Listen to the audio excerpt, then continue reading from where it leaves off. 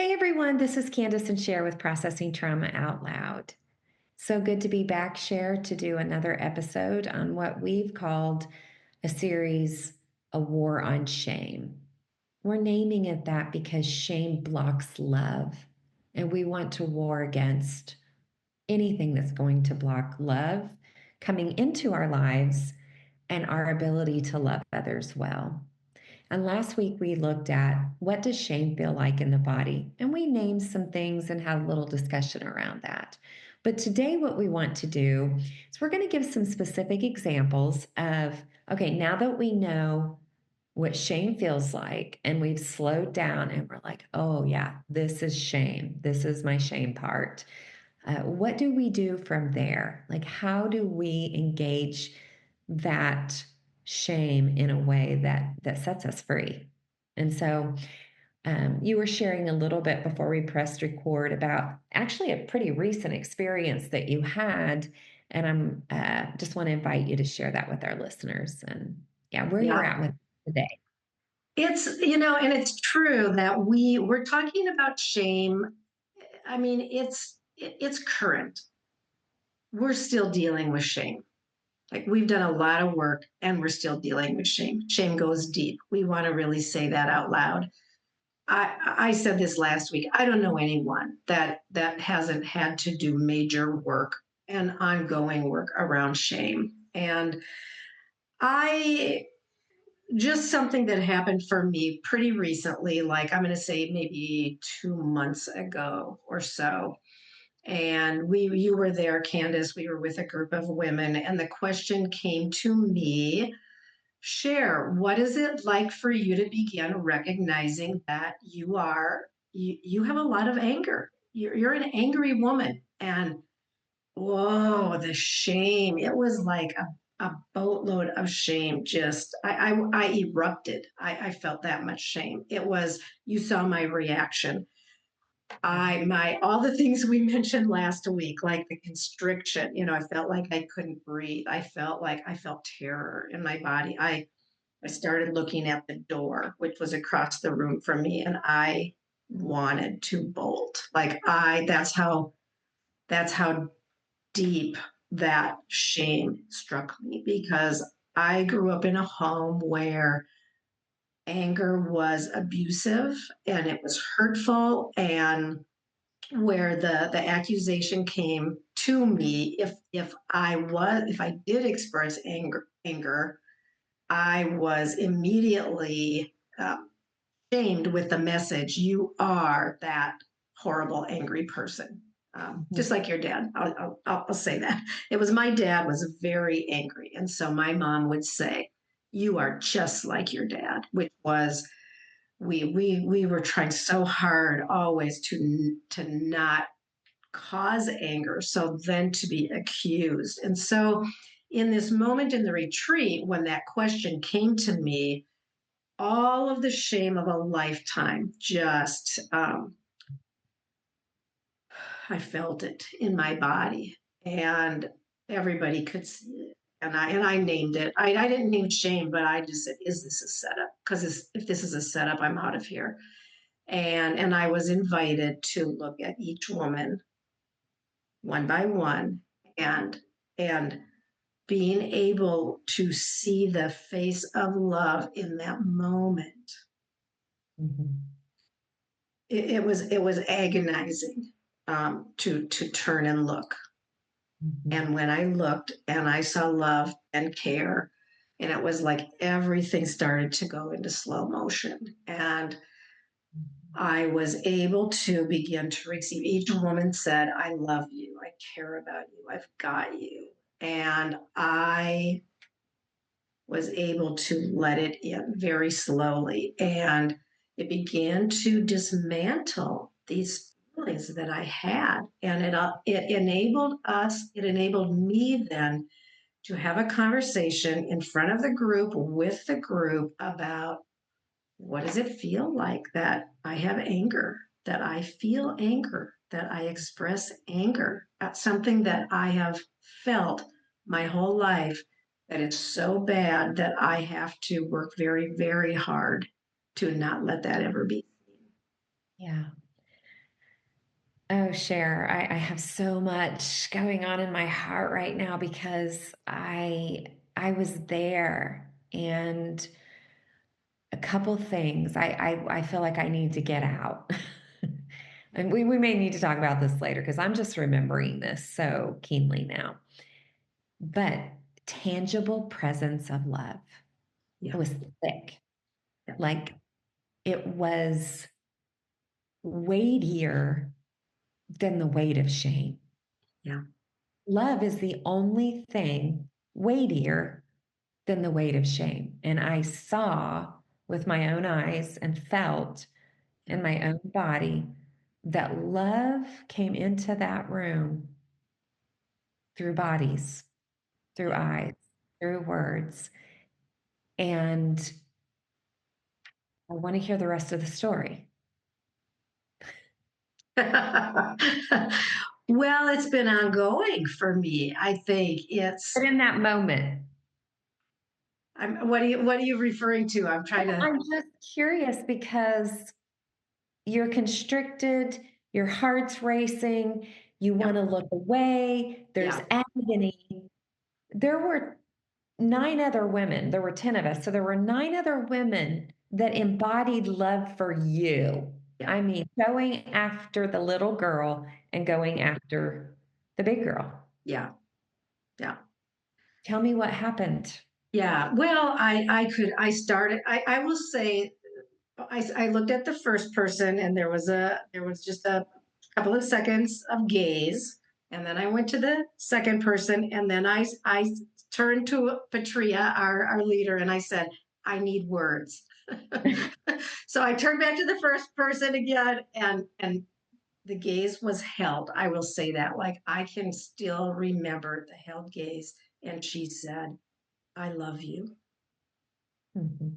And the second woman, the gaze was held, and I love you. And I could start to feel my heart rate slow down. I could start to notice that I could breathe. Mhm. And one by one, we went around the room, and every single person, just one phrase, I love you, or I've got you, or I'm holding you. And by the time we made it around the room, I was present again. I was stable, and we were able to continue the conversation and go deeper. And I was able to hear ways that my anger is seen, ways that, and I received even affirmation. And so, yeah, it was a powerful experience that was very embodied because the sense of shame, I felt it in my body, significant, major. And then the love that I was met with, I felt it in my body. The way that my body began to respond to the love and the care and the kindness. A profound moment I will never forget. So this is what's called a corrective experience, emotionally corrective experience. It's repair. It's not the people that harmed you, but it is the that we were the people Yeah, that came in and showed that little girl, yeah, even when you're angry, yeah, this you are loved. yeah. And I want to say, share for you, especially when you're angry, Mm, because anger was shut down for you. yeah, And so we actually have to invite you to your anger, yeah. right? I need to be invited to my stillness. I can do that. And you do. And I you know. do. Yeah, And so, but what this is why the particularities of stories matter. We all know that we have to invite you to your anger and hold it with so much love. yeah, Because, share, if you're angry, it's because of an injustice, yeah, it's because you're fighting for love. yeah, It's you're fighting for those that you love. It's for you're fighting for your own dignity. yeah, Like your anger is good and pure and holy and is going to make your life better and the world better. And it's risky. Yeah. Yeah. And just hearing you say this, Candace, it's like it's affirmation.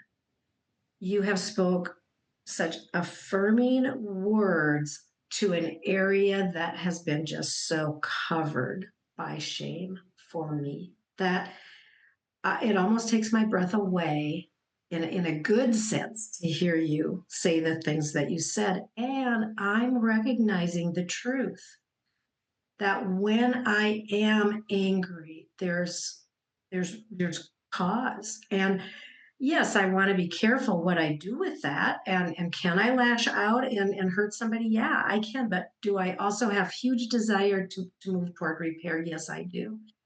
And so to feel your blessing on my anger is still just almost startling for me. And thank you. It's very, very meaningful. No, I'm so thankful that I get to, like, Yeah. truly honor to know you so well that I can advocate for your anger. Yeah. And And I the want group was. you. Yeah, yeah, and the group was. I mean, it was very provocative. It really provoked, and it provoked this reaction. But then that where we and where I was able to go in that setting has been remarkable for me. I want to take a few more minutes and we'll do another episode Okay. with my story because I actually want to ask you a few more questions. I feel like this is so good because women who weren't allowed to be angry or can't be angry, Yeah. they're going to relate to the shame that they feel when they are. Yeah. Like like not only is their anger wrong, there's something wrong with them. Right. So I want to ask you, as you are moving into feeling the love and the acceptance of your good anger, what is this going to mean for you moving forward? Like, how do you see this opening yourself up into more flourishing? Yeah. Yeah. The first thing that comes to my mind is I will use my voice more. And I think I already am, even not only for myself, but for others too. And last week you quoted or mentioned how when we get free from shame, when women get free from shame, they call, and when we get free and when we are functioning in love and from love, we call up people around us into flourishing. And I think for me, this sense of having power and not I mean I think I felt before if somebody would mention me being powerful, I would feel shame. If somebody mentioned me being angry, I would feel shame. I am now recognizing that those are two qualities that I really value and that are so important. And so I think it's my voice is the thing that I want to use my voice more. I want to speak when I feel angry. I want to speak honest words that come from my heart of integrity, that if I'm angry, I'm going to tell you. You will know. You won't have to guess. You will know, and then we can work through whatever's going on. I will stay engaged, but I want to use my voice to express what I'm feeling, both in my personal relationships and when I see injustice in the world. Well, it feels like to me that as shame is being dismantled in your life, you are coming into your authenticity. Like you don't have to fear your anger.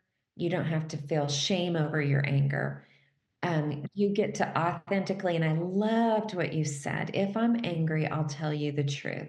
Yeah, How many of us know that someone is angry at us, but because they can't use their voice or don't use their voice, yeah, they won't be honest that they're angry with us, which leaves us in a lot of confusion Yeah.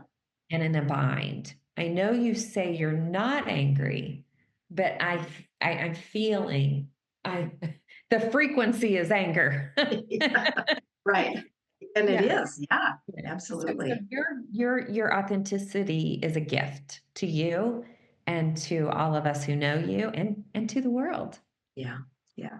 And I want that to be more and more true because this is an area that has been a struggle for me to say it out loud, even to recognize. I mean, recognizing that I'm angry, that has been hard. But then, even if I do, I just felt the need to push it down and to get rid of it, not to be able to say, I feel really angry about this.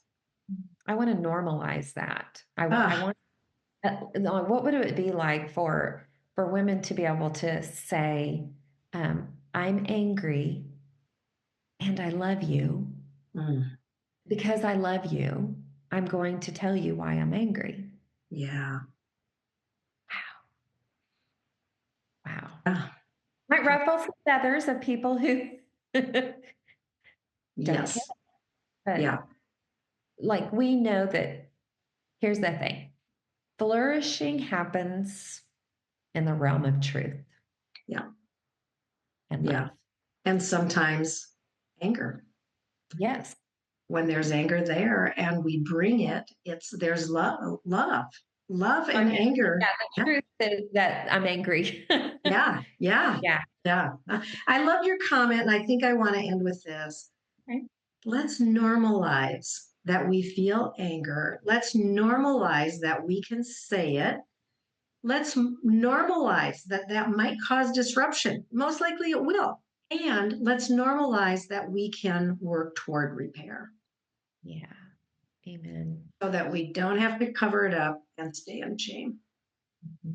Yeah. Well, thank you for sharing that story. I felt I wanted to linger in it, and thank you for staying with me in it. And just, I feel like it was just, we needed the resolution. We needed to kind of go through it and see what difference that's making for you today. Yeah. Yeah. No, it's an honor to share and thanks for being with me here, Candace. I wouldn't want to be anywhere else. Well, maybe on the beach. Let's do some recordings on the beach. Come on. Yeah, on the beach with you. So, Yes. All right. okay, Sounds love good. you, friend. Love you too.